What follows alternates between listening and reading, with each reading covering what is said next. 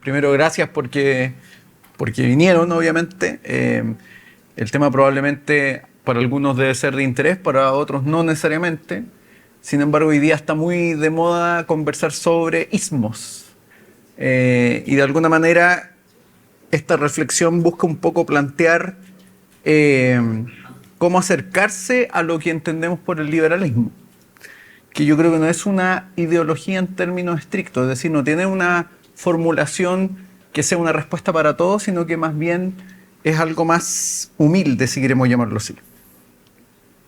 Hay dos problemas, a mi parecer, esenciales que hay que comprender antes de hacer la aproximación a lo que entendemos por liberalismo y lo que de alguna manera se ha entendido y se ha desarrollado como el pensamiento liberal a lo largo de varios siglos, a través de distintas reflexiones y distintos hechos históricos. Estos dos problemas esenciales son uno, el tema del poder, qué es el poder, qué implica el ejercicio del poder, y otro es el concepto de la estatalidad, que algunos autores como por ejemplo Dalmacio Negro definen como esta extensión del Estado como el ente que regula y rige a toda una sociedad.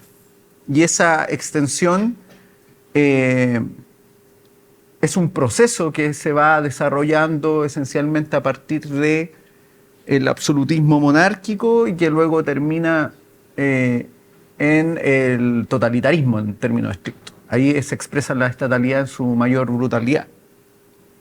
Y de alguna forma el liberalismo se opone a esa estatalidad. Pero ¿por qué está esta oposición? Y eso hay que irlo analizando como desde el punto de vista del pensamiento, de la teoría política, del pensamiento político, la filosofía, pero también desde el punto de vista de los hechos históricos. Hay otro tema que me parece que también es relevante para comprender el liberalismo y tiene que ver con un concepto que acuñó un filósofo del derecho italiano, Bruno Leoni, que es la idea de la inflación legislativa. ¿Cómo se entiende la inflación legislativa? Como ese momento o esa situación en que el legislador, presumiendo que cualquier cosa que se le ocurra puede traducirse en ley. Acá, por ejemplo, hace un tiempo atrás, un legislador se le ocurrió prohibir como proyecto de ley los audífonos en las calles, en las veredas, porque la gente no ponía atención al cruzar la calle y eso implicaba un riesgo. Ese tipo de expresiones donde el legislador en el fondo promulga cualquier tipo de ocurrencia y eso eventualmente cree que puede ser norma.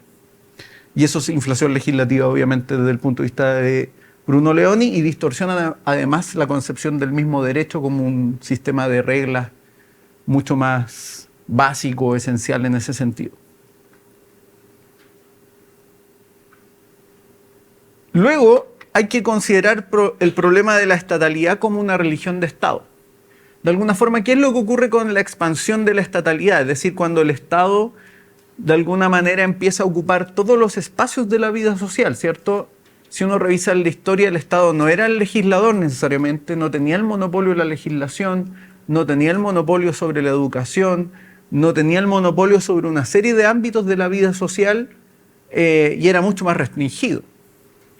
Pero de alguna manera, en la modernidad, el Estado va ocupando un espacio donde en todos los ámbitos se vuelve sacro y por lo tanto monopoliza y de alguna forma ocupa, algunos dicen incluso el espacio de reemplazo de lo religioso. Nadie puede hoy día eventualmente concebir la vida sin el Estado, es como que fuera algo impensable, pero de alguna manera esa es una situación que se va instalando y que se va instalando en paralelo a la tensión que se produce con el pensamiento liberal. De alguna forma el pensamiento liberal se va oponiendo a esa estatalidad, a esa expansión de esa estatalidad, cuya mayor expresión en el siglo XX fue el totalitarismo nazi y soviético a inicio del siglo XX, donde el Estado en el fondo predominaba y totalizaba cada aspecto de la vida de las personas y por lo tanto cada aspecto de la vida social. Todo estaba de alguna forma mediado por la presencia del Estado. y no había ninguna clase de limitación sobre esa omnipresencia. ¿Qué es el liberalismo en términos estrictos para entender este tipo de problemática? Esencialmente, el liberalismo es una especie o un derivado de un escepticismo humanista que surge a mediados de el Renacimiento, donde de alguna forma ese escepticismo primero se plantea respecto a el poder de quienes gobernaban. Es esencialmente ese primer escepticismo el que empieza a situarse como base de lo que es el pensamiento liberal. Y de alguna manera el poder de quienes gobernaban o quienes ejercían el poder amparado en ciertos parámetros doctrinales, religiosos de la época. Y ahí se empieza a cuestionar esto, de alguna forma. Ese escepticismo, de alguna manera, también se plantea respecto a ciertas, entre comillas, verdades que se presumían ya instaladas en esta época. Y a partir de ese escepticismo, por eso digo que el liberalismo es más bien una conducta humilde, es decir, yo soy escéptico de eventualmente saber todo sobre la vida humana, sobre la vida social, sobre la vida económica, y por lo tanto también no puedo ser arrogante de presumir que puedo mejorar y corregir todo lo que eventualmente considero que está errado en la sociedad. Por lo tanto, es una conducta que además se asocia con un escepticismo en términos racionales. De alguna manera, esto es lo que va diciendo Hayek después, ¿cierto?, de reconocer que nuestra racionalidad tiene limitaciones. No tiene respuestas totales ni respuestas infalibles. Somos falibles, somos sujetos que fallamos, somos sujetos que estamos, de alguna forma, si uno usa el concepto religioso, propensos al pecado siempre. No hay gente incorruptible, ni gente con una moral intachable o superior, sino que todos estamos siempre sujetos a caer, de alguna manera. Por lo tanto, de ese escepticismo se deriva que los que gobiernan también están sujetos a eso, porque son seres humanos, no son semidioses. Este escepticismo humanista, entonces, fíjense, se contrapone a la idea de un poder infalible, de un poder de alguna forma sacro, que en el contexto del Renacimiento está recién tratando de acaparar todo. Esto es lo importante en términos históricos, porque si uno se remonta a la época del Renacimiento, el poder que podríamos definir en ese momento como poder político no es predominante en todos los ámbitos de la vida social. Los príncipes de alguna forma no tienen un aparato burocrático, impositivo y militar para imponerse sobre la sociedad. Tienen un ejercicio de poder más bien limitado en términos estrictos. Hay ámbitos donde ellos no pueden ejercer su predominio, no solo por capacidad técnica, sino que porque de alguna forma hay una concepción del mundo donde el poder político no es o no tiene capacidad de predominio sobre, por ejemplo, el plano religioso. Por lo tanto, hay distintas dimensiones donde el poder político no puede actuar. Esto es lo que algunos llaman el pactismo, por ejemplo, español, donde hay distintos poderes que en el fondo contrapesan el poder de un monarca o contrapesan el poder del príncipe. Por lo tanto, ahí hay un elemento clave en esto, porque el poder político de alguna forma está en extensión en ese proceso. Se está expandiendo. Quien muy bien describe esto, por ejemplo, es Bertrand de Jouvenel, ¿cierto?, en el libro sobre el poder, donde él va narrando cómo, de alguna forma, los príncipes, primero en una guerra con los otros príncipes, van generando un poder cada vez más grande, a través de, por un lado, la conscripción militar y el tributo. ¿Por qué? Porque él narra en el libro, ¿cierto?, que los príncipes de repente iban a hacer una guerra y le pedían al campesino que lo acompañara, y el campesino a veces lo acompañaba y a veces no. A veces lo acompañaba 2 días y luego el campesino volvía a sus tierras. Pero no estaba obligado a acompañar al príncipe de la guerra. El príncipe de alguna forma entonces va construyendo un aparato de poder. Por lo tanto hay un poder en expansión. Eso es lo que Dalmacio Negro define como la estatalidad, cómo se está extendiendo ese poder a través de una serie de estructuras, ¿cierto?, institucionales. Esto obviamente luego se traduce, por ejemplo, en la Revolución Francesa, en que el Estado monopoliza, por ejemplo, la creación del derecho. Ya las normas como jurídicas son exclusivamente o se vuelven exclusivamente monopolio del Estado. Ya no hay otro plano en eso. Ahora, eso prevalece, por ejemplo, a nivel internacional, ¿cierto? El derecho público internacional o el derecho privado en realidad internacional no está creado por un Estado. Pero esto cambia, por ejemplo, a nivel de los estados en sí, donde el monarca de alguna forma se arroga la facultad de hacer el derecho o de crear la legislación en términos estrictos.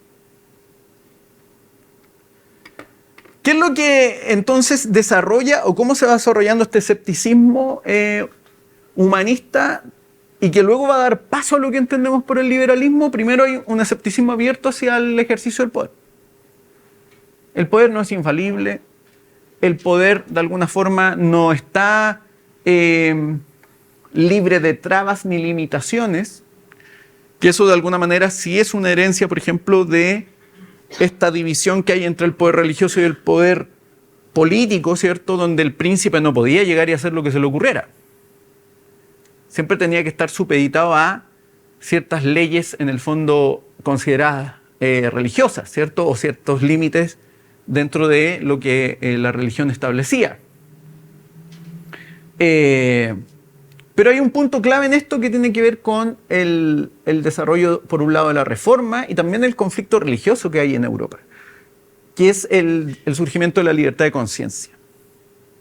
De alguna forma, al asumir que debemos ser escépticos también desde el punto de vista de nuestra racionalidad y asumir nuestra humildad humana, es decir, nuestra condición humana de que en el fondo somos frágiles, somos muy limitados en términos estrictos. No somos semidioses, ¿cierto? No somos ultrapoderosos, sino que somos más bien frágiles.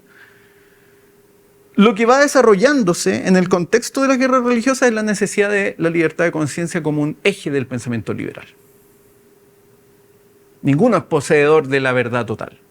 Ninguno puede asumir que posee una verdad total o una verdad sobre el resto. Y eso de alguna forma va haciendo que la libertad de conciencia se vuelva un eje del pensamiento liberal. Y paulatinamente se va asentando como la base del pensamiento liberal.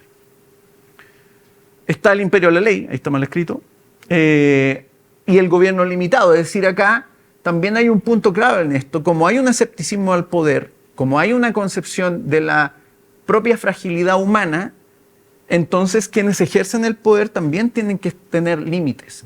Y esos límites están mediados por el derecho, en el fondo. Que es una vieja, en el fondo, idea, o una antigua idea, que ya planteaba Aristóteles, que es preferible ser gobernado bajo el gobierno de las leyes y no bajo el arbitrio o el capricho de los gobernantes. Por lo tanto, ahí se ve un elemento que uno podría definir como una línea base de continuidad, ¿cierto? Pero además, este escepticismo, como el gobierno debe ser limitado y el imperio de la ley es lo que rige y no el capricho del gobernante de turno, no el capricho del monarca, no el capricho del presidente, no el capricho del primer ministro o del parlamento,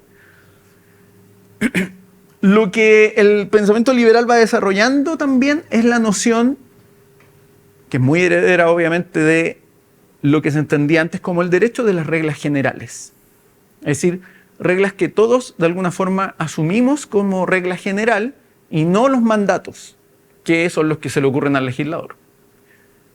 ¿Cuál es el problema de esto? Y aquí entra un punto como muy ligado con la idea de la inflación legislativa. Es cuando el legislador empieza a hacer normas ad hoc, particulares para ciertos grupos o ciertos sujetos. Por lo tanto, lo que se entiende como una regla general para todos empieza a distorsionarse porque en el fondo el legislador empieza a crear normativas para sujetos distintos. Por lo tanto, ya no estamos supeditados a una regla general, perdemos la certeza jurídica y no sabemos a qué atenernos en función de qué es lo que el legislador considera que es la regla a aplicar sobre mí. ¿Se entiende el punto? Todos aquí, por ejemplo, los que sean mayores de 18 años saben que para conducir un vehículo tienen que tener licencia. Esa es la regla general. Nadie un legislador que empezara a aplicar una regla distinta, particular, según X condición, X cualidad, X aquí, empieza a distorsionar esa regla general. Y por lo tanto lo que empezaría a ocurrir es que nadie cumpliría ninguna regla respecto al tema del tránsito, en términos de la licencia. ¿Se entiende un poco el concepto? Y además se genera incerteza, porque finalmente no sabemos a qué atenernos, porque el legislador puede tener otro criterio muy distinto al aplicar la norma. ¿Qué es lo que plantea la idea de la norma general? Que Hayek lo explica, a mi parecer, muy bien. Es que de alguna forma la regla general, voy a explicarlo en términos muy cotidianos para que se entienda. Las reglas generales del tránsito aplican para todos por igual. Toda persona mayor de 18 años se atiene a las reglas generales del tránsito. No hay reglas generales del tránsito para blancos, para negros, para rubios, para morenos, para asiáticos, para europeos. No existe eso. La regla es general para todos, sin importar si es hombre, mujer, si es de 18 años, de 75, da lo mismo eso. ¿Se entiende? Es una regla general. La regla del tránsito no nos dice si el día sábado a las 9 de la mañana tenemos que ir a tal lugar o a otro lugar. No nos dice si tenemos que manejar necesariamente a 20 kilómetros por hora en la carretera o a 120. ¿Cierto? Eventualmente se recomienda no ir a 20 por hora en la carretera porque obviamente se ocasiona un accidente. Pero la regla no nos dice específicamente cómo debemos conducir. ¿Cierto? ¿Cuál es la diferencia con un mandato general o un mandato específico? Es que el legislador dijera, bueno, como queremos establecer un buen uso de las carreteras, entonces entre las 9 de la mañana y las 11 de la mañana solo van a poder conducir las personas mayores de 60 años. Y solo van a poder conducir los menores, o sea, los mayores de 18 años y las personas entre, supongamos, 30 años y 18 años a partir de las 22 horas. Porque las personas de 60 ya no ven bien. ¿Se entiende que eso no es una regla general? Y empezamos con particularidades que empiezan a distorsionar el ejercicio, por ejemplo, la libertad de movimiento. No estoy diciendo que no existan reglas, existen efectivamente reglas y muchas veces incluso hay restricciones a ese ejercicio, pero generalmente son excepcionalidades a la regla. No es la excepcionalidad la regla. ¿Se entiende el punto? Cuando el legislador empieza a aplicar excepcionalidades en cada ámbito, entonces empieza a romper las certezas jurídicas en la sociedad. Y entonces el ejercicio de la libertad se va viendo mermado, se va viendo afectado, porque nos vamos viendo sometidos a la arbitrariedad de quien eventualmente haga cumplir esas normas excepcionales en algún punto. Y por último hay un punto que a mí me parece clave que tiene que ver con la idea de la libertad como una reciprocidad, que tiene que ver con una concepción antropológica del ser humano que tiene el liberalismo, que además deriva de este escepticismo humanista. Primero, empieza la concepción de que somos individuos y que somos moralmente poseedores de una cierta razón, ¿cierto? Por lo tanto, yo asumo que ustedes son responsables de sí mismos. Yo no parto del a priori pensando que ustedes llegaron aquí manipulados por alguien. No parto del a priori de que ustedes llegaron aquí obligados por alguien. No los obligó Fernando Claro a venir, ¿cierto? Ni los manipuló alguien a venir. Ustedes voluntariamente, individualmente y responsablemente deciden venir. ¿Cierto? Cada uno de ustedes se autogobierna en términos estrictos. Toman sus decisiones, a veces equivocadas, otras veces acertadas, y asumen las consecuencias de eso. Por eso somos responsables. De lo contrario, nadie podría hacerse responsable de nada. ¿Se entiende? Por lo tanto, la libertad como reciprocidad parte de esa concepción. Fíjense el punto cuando yo considero que no es que las personas no son capaces de elegir. No es que las personas no saben lo que les conviene. No, es que las personas no saben cómo usar su dinero. No, es que las personas no saben elegir el colegio de sus hijos. No, es que las personas no saben... ¿Qué lógica estoy adoptando ahí? ¿Estoy adoptando una lógica de reciprocidad? ¿Los considero iguales? No. Los considero inferiores en términos estrictos.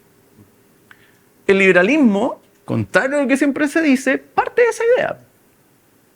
Por eso reconoce que todos deben tener igual libertad, asumiendo que en el ejercicio de la libertad podemos joderla. ¿Se entiende? Eso está subyacente en eso. Entonces está el autogobierno. Fíjense lo que implica la idea del autogobierno en función de la responsabilidad. ¿Cierto? Yo asumo mi responsabilidad sobre mí, sobre mis actos. Y por eso soy libre. Tomo decisiones y asumo los costos de esa decisión. Pero además, como yo parto de esta concepción de reciprocidad, entonces el liberalismo también defiende un punto clave que tiene que ver con la libre asociación. Las personas entonces tienen la facultad de asociarse con otros. La asociación o la libre asociación no es solo reunirse, por ejemplo, en el club de lectura de la FPP. No, por ejemplo, la libre asociación es concertarse para, por ejemplo, hacer un café, hacer un negocio, producir un bien, producir música, etc. ¿Se entiende? Esa es la libre asociación, que parte del autogobierno. ¿Por qué? Porque la libre asociación implica que en algún punto yo también puedo decir, me aburrí de esta asociación. No quiero pertenecer más a este grupo. ¿Se entiende el punto? Eso es muy clave. Fíjense, hoy día nos parece una obviedad, pero en sociedades que eran religiosamente, digámoslo así, cerradas, no era tan fácil. Si alguien en Afganistán hoy día dice, mira, en realidad yo no estoy tan de acuerdo con el talibán, no tiene esta libertad. ¿Se entiende? Nosotros lo damos por sentado porque nosotros vivimos en sociedades relativamente libres, muy libres en términos estrictos. Si usted en su familia, por ejemplo, su familia profesa una religión y eventualmente ustedes quieren no profesar esa religión, no creo que sus padres los castiguen como castigaría un líder talibán a su hija si es que su hija decide estudiar o prescindir del Islam. ¿Se entiende el punto? Van a tener la libertad de desligarse de eso. E incluso puede ocurrir al revés. Puede ocurrir que hay gente que decide tomar una religión libremente y adoptarla. ¿Se entiende el punto? Es muy, muy clave este elemento. Entonces, ¿cómo podemos entender el liberalismo en términos estrictos? Primero, es una tradición de pensamiento, no es una ideología. Las ideologías parten de formulaciones cerradas. Para este problema, A. Para este otro problema, A. Para este otro problema, B. Entonces, en la ideología se ve un manual. Ah, no, pero es que aquí la solución para esto es esto. El liberalismo no tiene esa pretensión. No la tiene. Si uno lee de todos los liberales, no está esa pretensión. Porque se comprende que la sociedad es más compleja, que las relaciones humanas son complejas, que son problemáticas, no son armónicas las relaciones humanas. Por eso el liberalismo dice que el derecho es importante, porque no vivimos así todos armónicamente y todos nos queremos. Eso no es verdad. Hay tensiones, hay diferencias. ¿Cómo evitamos, en el fondo, llegar a soluciones de violencia? A través del derecho. Reglas de conducta. Y ese es un proceso evolutivo de larga data, en términos estrictos. Entonces es una tradición de pensamiento que se basa en el reconocimiento, esto es clave, de la supremacía moral de las personas en tanto individuos. No es el colectivo el que importa, sino que es el individuo en tanto persona. En tanto persona, poseedora de una dignidad porque es un agente moral, responsable. Eso no implica, como siempre se acusa al liberalismo, de que el liberalismo promueve un individualismo atomista. Eso, si uno lee los liberales, eso no se plantea así. En ningún caso se plantea de esa forma.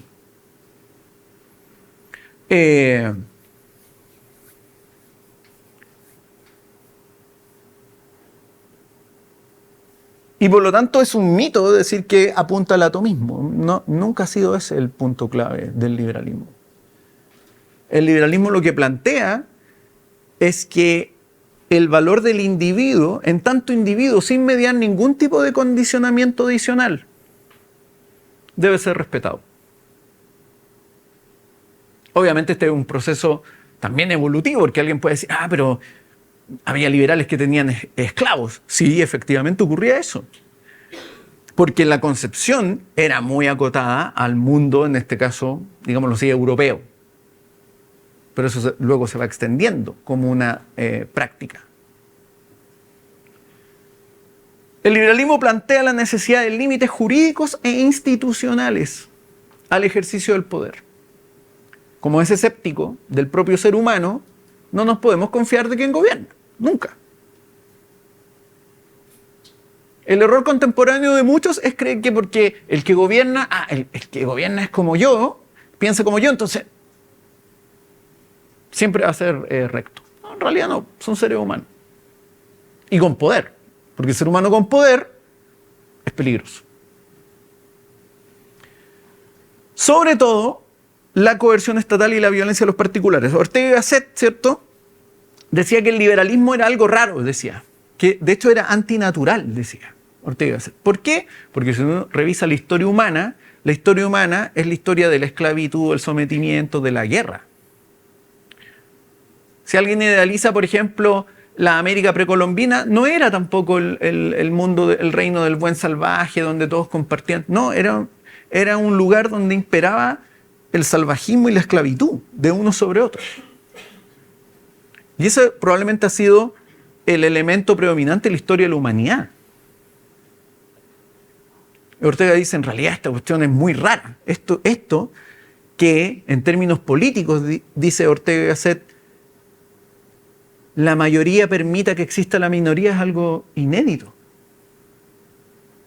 Y por lo tanto, ahí hay un punto clave en esto. El liberalismo de alguna forma también va planteando que la coerción estatal disminuya en distintos ámbitos de la vida social.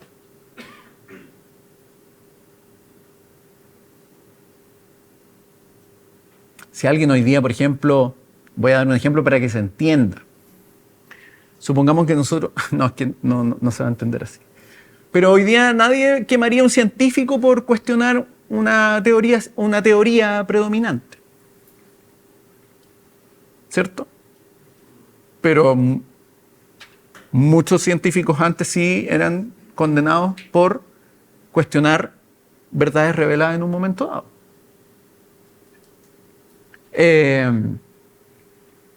Ojo que el liberalismo probablemente es muy acotado. Hoy día uno podría pensar en muchas sociedades donde las personas son perseguidas por la fe que profesan o por la fe que no profesan, o son sometidas a violencia en función de arbitrariedades de distinto tipo. Entonces sí es antinatural el liberalismo en términos estrictos. Y por eso quizá hay que defenderlo más. Porque de alguna forma la coerción estatal, si nosotros lo imaginamos en la sociedad, cómo va acotándose en la sociedad occidental esencialmente, es notorio que la disminución se produce, ¿cierto? No es en cualquier ámbito, no se te castiga ya por la fe religiosa, no se te persigue, bueno, antes sí, en el siglo XX se te perseguía por la raza, por la ideología, pero en general las sociedades que adoptan el liberalismo, eso disminuye. Lo que, ojo, no implica que muchas veces los agentes del Estado actúen de forma excedida sobre ese ejercicio de la violencia. ¿Se entiende el punto? Pero se supone que el Estado de Derecho tiene que aplicar ahí también la justicia. Y, por último, el resguardo de las libertades y derechos de las personas bajo un Estado constitucional. Giovanni Sartori dice que el Estado constitucional, él dice el Estado constitucional en Estados Unidos surgido, es la expresión del ideario liberal. Porque ahí se expresa no solo la vindicación de la supremacía moral del individuo, de las personas, sino que se establece la necesidad de los límites al poder político. Sartori dice, si uno habla de constitucionalismo, tiene que entonces pensar el liberalismo. Ahora, obviamente, el constitucionalismo o el neoconstitucionalismo ha distorsionado esa noción, ¿cierto? Y se ha pasado a la idea de la estatalidad, es decir, a través de la Constitución se extiende la injerencia del Estado sobre todo ámbito de la vida de las personas. Es una distorsión. En vez de limitar la acción del Estado, se extiende a través de la Constitución la injerencia del Estado sobre cada ámbito de la vida de nosotros. Los derechos y libertades, que son derechos y libertades básicos, libertad de movimiento, libertad de conciencia, de asociación, de expresión, el derecho a propiedad, que el derecho a propiedad generalmente también en las distorsiones se asocia con la gran industria. Pero resguardar el derecho a propiedad es que si yo me quiero ir a la playa no me quiten el auto en la carretera. Derecho de propiedad es que yo, si estoy durmiendo en mi departamento, no lleguen unos criminales y me saquen en plena noche. Y después nadie sepa dónde quedé. ¿Se entiende el punto? Eso es defender el derecho de propiedad. Que tú puedes llegar a tu casa y no te encuentres con un grupo que te dice, oye, acabamos de instalarnos nosotros ahora, acá, a vivir. Así que ahora tienes que buscar otro lugar donde vivir. ¿Se entiende el punto de eso?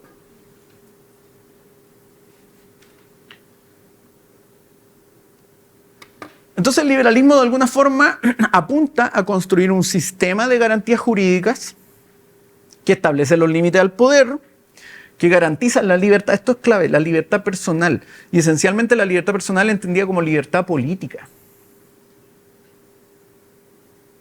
Ojo, la libertad política no es solo votar, votar es como un adicional en términos estrictos. Hoy día hay muchos regímenes donde la gente vota pero no tiene libertad política, no tiene libertad personal. Votan simplemente. La libertad política es decir, oye, yo encuentro que el gobierno es malo. O la libertad política es decir, mira, ¿sabe qué? Yo no quiero votar esta vez. O ¿sabe qué? Yo quiero organizarme aquí como sociedad civil y reclamar contra esta medida de este alcalde o de esta alcaldesa. Eso es libertad política. En base al reconocimiento de derechos que son inalienables. De alguna manera, todo el desarrollo del liberalismo va ligado con esta concepción del derecho natural. Ahora, el derecho natural por sí solo no se sostiene en términos estrictos. El talibán que me quiere cortar la mano por no profesar el fundamentalismo, yo no le puedo decir, es que por mi derecho natural tú no puedes hacer eso, me va a cortar la mano igual. Por eso necesitamos un sistema de garantías jurídicas. O sea, el derecho natural por sí solo no te va a proteger del energúmeno que te quiere cortar la cabeza. ¿Se entiende? Por eso es importante la institucionalidad. Una institucionalidad, obviamente, que apunte a garantizar tu libertad personal, tu libertad política.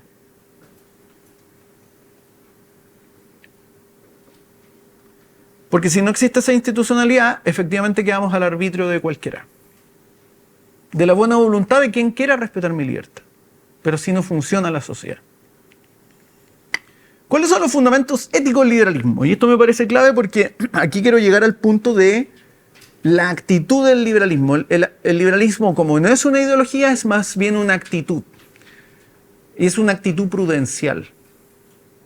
La palabra prudencia se ha olvidado en la discusión política actual, porque se considera como añeja. Es como los clásicos griegos hablaban de la prudencia, ¿cierto? La prudencia era muy importante en términos políticos. La prudencia es como una tradición política. Pero es relevante en términos políticos. Y la prudencia no es solo relevante en términos políticos, en realidad es relevante en la vida misma. En todos ámbitos tenemos que actuar con prudencia. Cuando no actuamos con prudencia, queda la joda. Pensemos en cualquier ámbito donde no actuamos con prudencia y queda la joda. En política también hay que actuar con prudencia. Y el que gobierna tiene que ser prudente, pero también el gobernado también tiene que ser prudente. Entonces, aquí un poco quiero explicar por qué el liberalismo es esa tradición prudencial. No solo porque es escéptico, ¿cierto? En el sentido que, aquí tengo la respuesta, aquí tengo el manual para hacer la sociedad perfecta. No, el liberalismo dice, no, en realidad no tenemos ningún manual. No hay nada que nos diga cómo corregir esto. No hay nada que nos diga cómo tener esto perfecto. Lo único que podemos apuntar es a no matarnos entre nosotros. ¿Se entiende el punto? Es mucho más humilde la postura. Como hay primacía moral de la persona individual, entonces reconocemos que hay un igual estatus moral de todos. Y esto implica que gobernantes y gobernados tienen el mismo estatus. El que gobierna no tiene derechos superiores a los que yo eventualmente puedo reclamar. Eventualmente incluso yo puedo reclamarle al que gobierna. En el siglo XIX eso se entendía como el derecho a petición, reclamarle al que gobierna. Exigirle al que gobierna. Como le exijo, no en el sentido de petición, sino que en el sentido de restringirse, de ser prudente, entonces también le puedo exigir que no pase a llevar mis libertades. Que no abuse de mí, en términos estrictos. Pero además, como reconocemos una primacía moral de las personas, entonces todos asumimos que somos responsables en todos los ámbitos en que actuamos. Esto es clave desde el punto de vista de una sociedad donde la libertad se ejerce. Porque el problema, por ejemplo, cómo la libertad se va desmoronando cuando la transgresión se hace costumbre.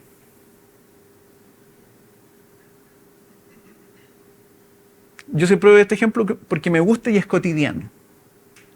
Supongamos que alguien va al café, ¿cierto? No al Starbucks, puede ir a otro café. Entonces uno llega, quiere tomarse un café, ¿cierto? La persona que atiende el Starbucks no te recibe con una escopeta.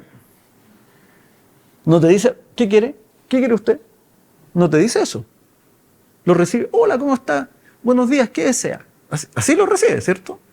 Ninguna persona en el almacén te recibe, a ver, ¿qué es lo que quiere? No.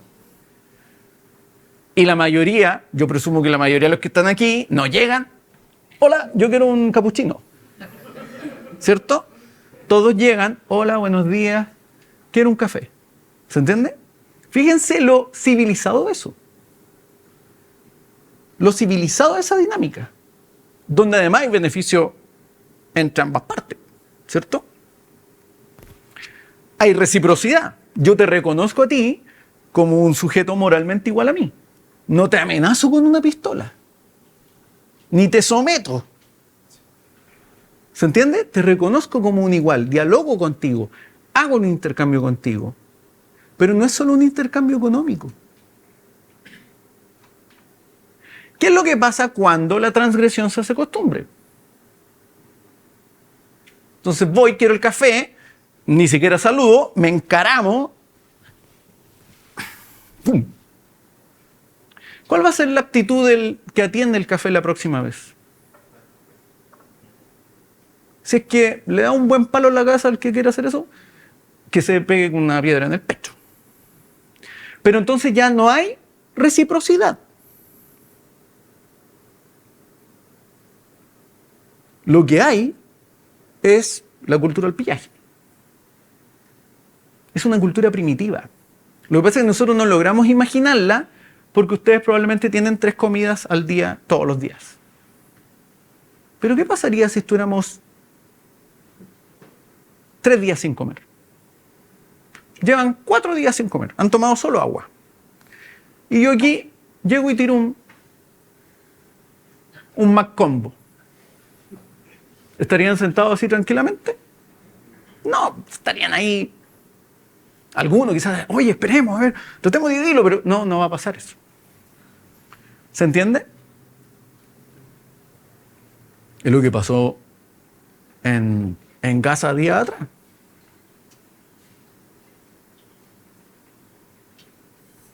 Volvemos a una situación primitiva. Cuando la transgresión se vuelve costumbre, volvemos a una situación primitiva. No es civilizado. Lo civilizado es decir, hola, quiero un café, tú pagas tu café, recibes tu café, que tenga buen día, chao. Nadie te dice que te hagas amigo del que da el café, ni que lo invite a tu casa, no. Porque la civilización se sostiene de maneras más básicas. No de falsa fraternidad, una falsa fraternidad. Es mucho más básica el sostén de lo civilizado. Eso extrapólenlo no solo al tema del café. Si nadie respeta las reglas del tránsito, ¿cómo sería el tránsito? Ah, no, estoy apurado, así que me voy por la vereda. ¡Bum! ¿Qué pasa? Muchos apurados se van por la berma porque ellos creen que tienen el derecho a pasar antes que el resto. Se van por la berma. Inciviles. Entonces, esto es base también, pero esto es un tema personal. Cuando uno asume eso, es porque va a asumir que va a vivir civilizadamente. Ahora, el desafío es cómo tú te mantienes viviendo como un sujeto civilizado cuando el resto actúa como unos salvajes. Es ahí el dilema, porque si nadie está pagando el metro, ¿también yo voy a saltarme el torniquete? Porque la masa está haciendo eso, entonces no actúas como un sujeto moral. Actúas como una cebra arrancando el león. Entonces aquí hay un elemento clave ético en esto. ¿Qué es lo que implica esto desde el punto de vista ético y por qué está ligado con el liberalismo? Porque la responsabilidad implica que yo puedo vindicar mi autonomía. O sea, si alguien me dice, no, que sabe qué, yo en realidad, a mí, mi mamá me dijo que viniera, o mi polola, o mi pololo, o mi jefe me dijo que viniera, no está ejerciendo su autonomía.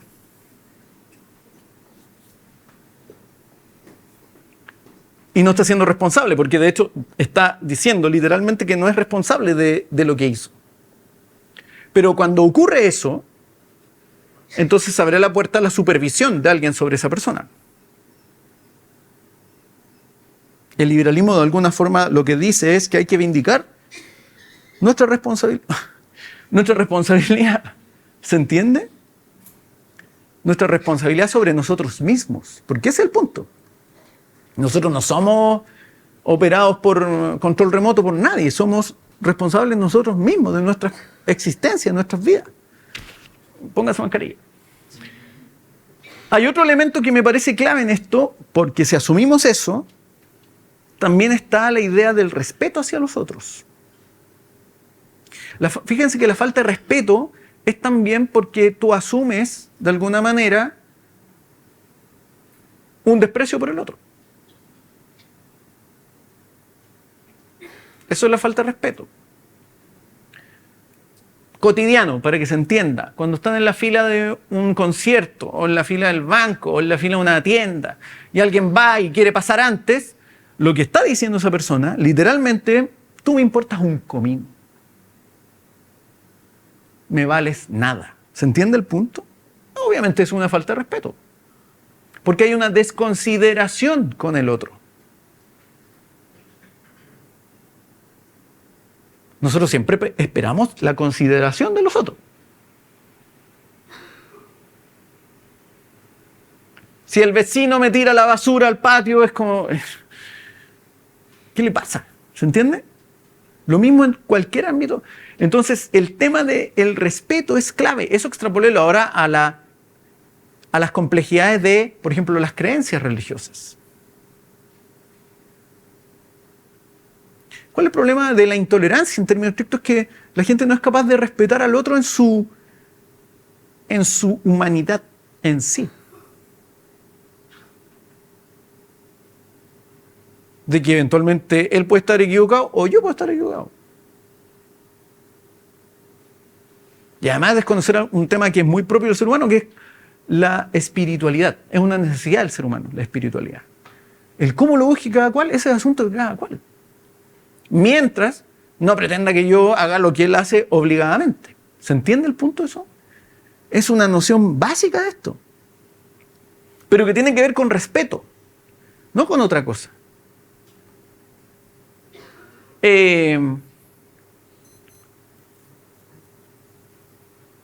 Y el no reconocer al otro en términos de su responsabilidad, es decir, no considerarlo como un igual en términos estrictos, también va contra la idea de la razonabilidad y el libre examen. ¿Qué es lo que dice el libre examen? El libre examen, porque ojo, el respeto no implica necesariamente que yo no le pueda decir a otro, yo discrepo de ti, o no estoy de acuerdo contigo, o creo que te equivocas. Eso se puede hacer.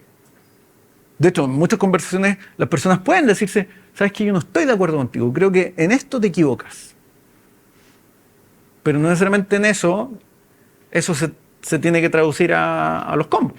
¿Se entiende?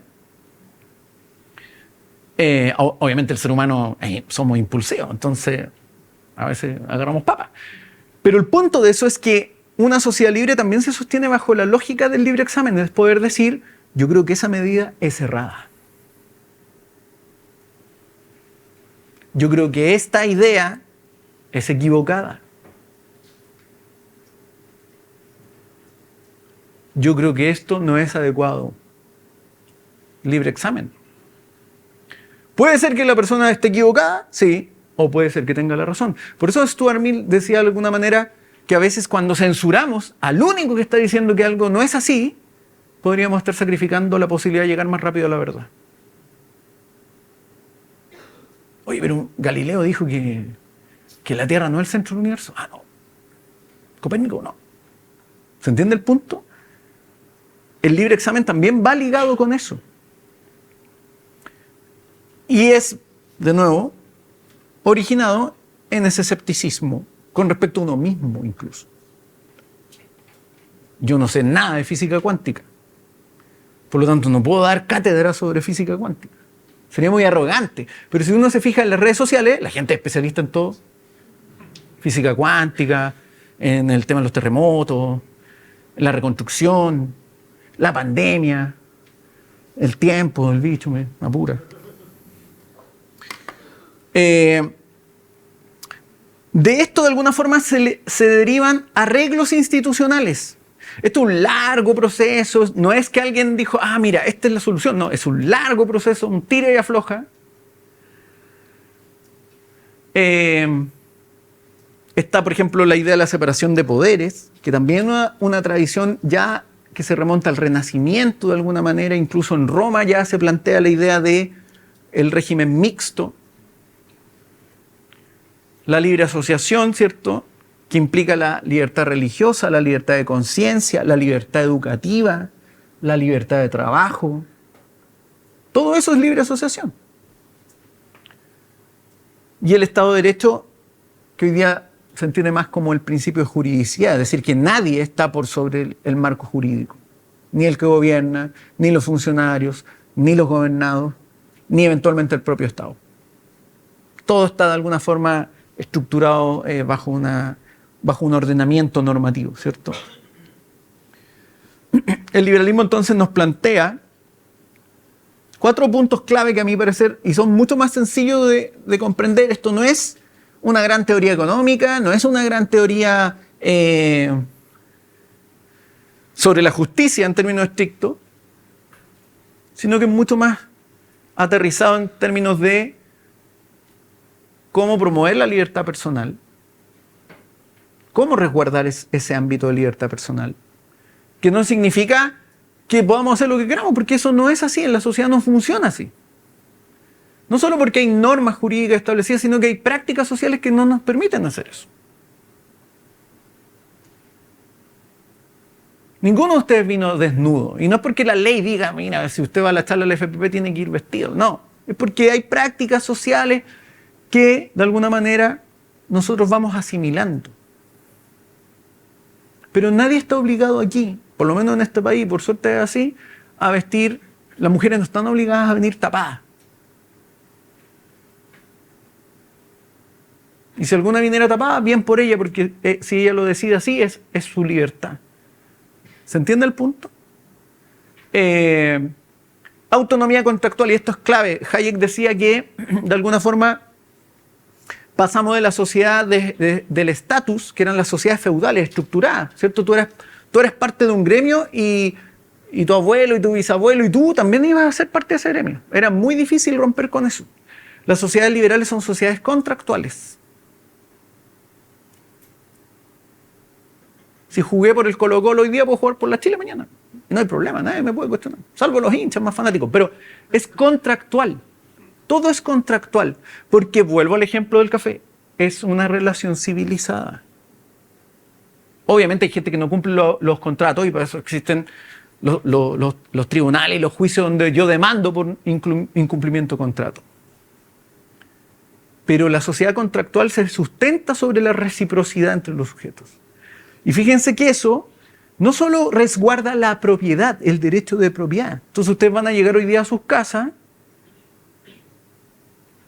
y presumo que la mayoría va a llegar y no va a haber nadie ocupando sus casas sin permiso.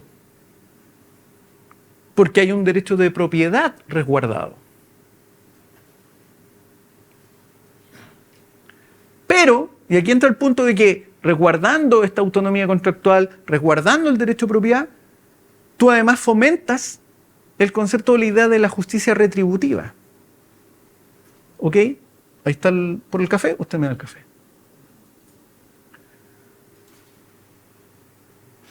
No es alguien distribuyendo como le plazca.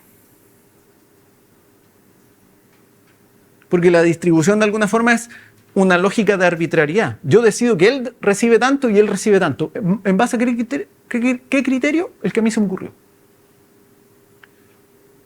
Y hay un cuarto punto que a mí me parece clave, pero se me escapó, que tiene que ver con que con esta estructura tú sí promueves o puedes establecer una lógica no solo de asociatividad, sino que de solidaridad. Pero es voluntaria, no es obligada por la autoridad. ¿Se entiende?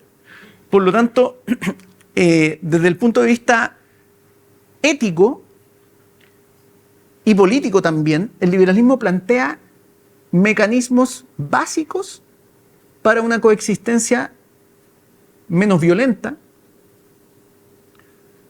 menos, digámoslo así, agresiva, mucho más civilizada en términos estrictos.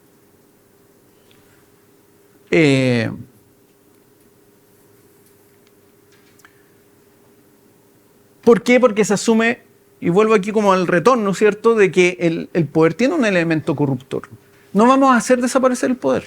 Por eso el liberalismo no está con el anarquismo en eso. El anarquismo de alguna forma presume que puede desaparecer la relación de poder, pero el poder no desaparece en realidad, en términos estrictos. Por eso pongo el fuego, porque el poder es como el fuego. ¿Nos sirve el fuego? Absolutamente. Queremos hacer un asado, nos sirve. Un rico asado, ¿cierto? Pero el fuego tiene que estar controlado. Tiene que tener límites. Porque ¿qué pasa si no le pongo límite al fuego? No solo se me quema la carne, me quema todo, ¿cierto? Entonces, el poder es como el fuego. Y ahí hay que hacerse la pregunta, entonces, ¿a quién le damos el fuego? ¿Y le entregamos el fuego sin ningún control? Hay algunos que son pirómanos y son diputados. Entonces, hay que tener cuidado. Hay que reconocer que tenemos una racionalidad limitada. El ser humano no es infalible. No tenemos una racionalidad, ni tenemos respuestas para todo. Nos equivocamos permanentemente. Permanentemente nos equivocamos. Si alguien dice, no, yo no tengo decisiones erradas, está mintiendo. Algo muy importante, como somos limitados en términos racionales, el conocimiento está disperso. Yo no podría haber solucionado lo que solucionó Cristian con el tema del sonido, no tengo idea. El conocimiento está disperso. Y además está disperso no porque está distribuido, sino que porque el conocimiento se está generando permanentemente. Y hay gente que le interesan algunos asuntos y a otros otros asuntos. Y por lo tanto se van desarrollando nuevos conocimientos constantemente. Por lo tanto, en todos los ámbitos siempre hay conocimiento nuevo. Yo cuando era más joven escuchaba cierta música, nunca imaginé que iba a existir hoy día el trap o el reggaetón. ¿Se entiende? Y probablemente los que hoy día escuchan trap y reggaetón, que son los más jóvenes, ¿cierto?, que creen que esa música es la cool, en unos años más, sus hijos les van a decir, oye, pero esta cuestión es de la radio infinita. ¿Se entiende el punto? Constantemente eso está cambiando. Si uno se remonta cuando Elvis, ¿cierto?, sale con el rock and roll, ¿alguien iba a imaginar que en los 90 iba a haber cantantes guturales? Porque el canto gutural es una técnica. ¿Alguien iba a imaginar eso? No, es imposible. Eso es producto del conocimiento disperso, de la creatividad humana. La creatividad humana va alimentando el conocimiento. Cuando se pone traba a eso, la sociedad se estanca. No hay innovación, no hay libertad en términos estrictos. Y en cuarto lugar, esto implica comprender que las instituciones tampoco son pétreas. Van cambiando. Las costumbres también cambian. Nosotros cambiamos también. ¿Cierto? Y entonces el reformismo es mejor que la revolución, en términos estrictos. Los liberales en su origen eran muy revolucionarios, pero se dan cuenta que la revolución por sí sola no asienta nada, porque es una lógica de destrucción permanente en términos estrictos. Pero, y aquí es un poco lo que decía Hayek, tampoco hay que ser defensores pétreos de las instituciones en términos estrictos. También hay que pensar, ¿cómo mejora esto? ¿Cómo cambia esto? ¿Cómo va a cambiar, por ejemplo, la sociedad con la inteligencia artificial? ¿Cómo va a cambiar eso? Y lo va a hacer rápidamente. ¿Cómo vamos a defender los criterios más liberales frente a una inteligencia artificial? Eso hay que estarlo pensando. Adam Smith no podía haberlo imaginado porque era imposible. ¿Se entiende el punto? Y la sociedad está cambiando vertiginosamente. Vertiginosamente. Como siempre lo ha hecho. Y aquí entra la pregunta que yo la dejo abierta en realidad, pero es ¿qué virtudes y valores requiere una institucionalidad liberal? Yo lo único que digo es que hay que partir de la lógica de la prudencia y la humildad. Con uno mismo y con el resto. Y exigir esa prudencia y esa humildad a los que aspiran a gobernar. Los que aspiran a gobernar también tienen que tener eso. Porque la arrogancia, o como decía Weber, la vanidad se los come. Y se los come completos. Por lo tanto, hay que exigirles eso. Muchas gracias. Gavich.